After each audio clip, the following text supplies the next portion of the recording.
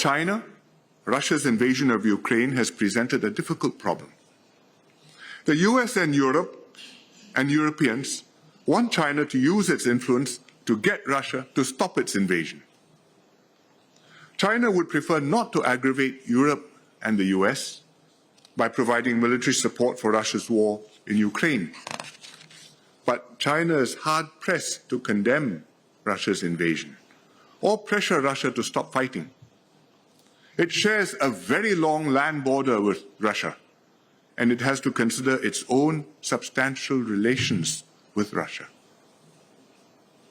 So the war has made it difficult for China to improve relations with Europe, even though I think both sides would like to do so. It has also complicated China's already very troubled ties with the United States, which brings me to the second big issue, which is US-China relations. When I visited China last month, this was on everyone's minds. Likewise, in all my recent meetings with US visitors. Between the US and China, there is deep mutual suspicion and fundamental mistrust. In America, the Democrats and Republicans disagree with each other on almost everything, but they are united on one issue: China. The prevailing view in America is that their efforts to work out a cooperative relationship with China have failed, and China's growing strength and assertiveness is becoming a grave threat to US interests and values. And therefore, the US must go for extreme competition and maintain as large a lead as possible, in their words, over China in foundational technologies such as semiconductor chips, quantum technology, artificial intelligence, biotechnology, and green technologies, all the things that count. And it's not just the US government. Negative perceptions are prevalent amongst the population too. The latest Pew survey found that over 80% of adults in the US have an unfavorable view of China. And nearly 40%, 4 in 10, would describe China as an enemy of the US rather than as a competitor or a partner. Surveys in China similarly show that Chinese public perception of the US has deteriorated.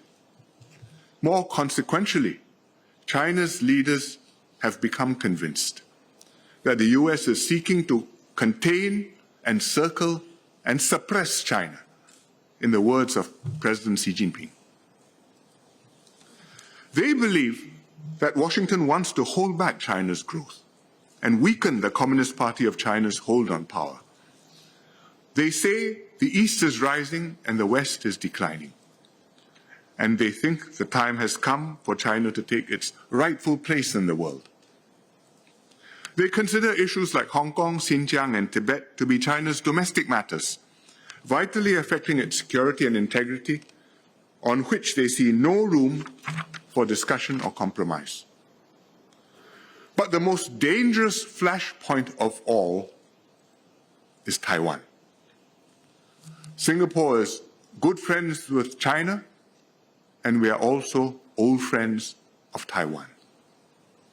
Singapore rigorously upholds our One China policy and continues to support the peaceful development of cross-strait relations. China considers Taiwan as the most important issue and the One China principle to be the reddest of its red lines. But in the West, an alternative narrative is gaining currency. That the problem in cross-strait relations is a broader ideological issue of democracy versus autocracy. This is even though most countries, including most Western countries, have officially adopted One China policies. This difference of views is very worrying. Right now, tensions over Taiwan are high. All sides continue to make moves, responding to one another. After Dr. Tsai Ing-wen met US House Speaker Kevin McCarthy during her recent stopover in the US, China launched 3 days of extensive military exercises all around Taiwan. A CCTV report described them as comprehensive and precise simulated attacks on the key targets in the island and surrounding waters.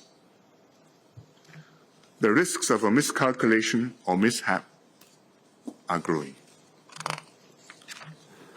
US-China relations will not improve anytime soon, even if the two powers avoid a direct conflict, which thankfully I believe neither side wishes to see.